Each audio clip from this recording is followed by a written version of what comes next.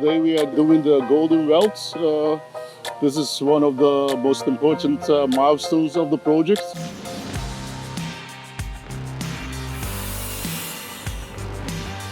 This is welding the two pipe sections together.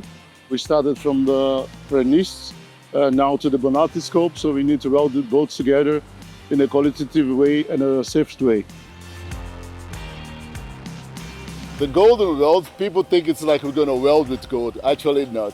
The golden weld is one of the crucial welds in the pipelines. It's called golden weld because this weld is not hydraulic tested. So we need to do the quality checks on it.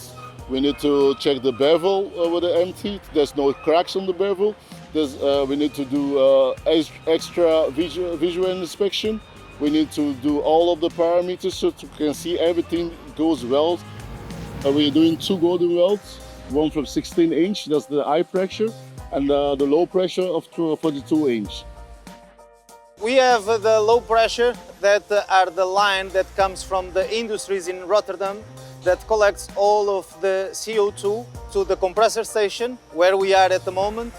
And from here goes the high pressure line towers to the North Sea, storing the CO2 in a natural storage reservoir. The main challenge that we face here was the coordination of all of the activities to have both lines ready to do the tie-in at the same time.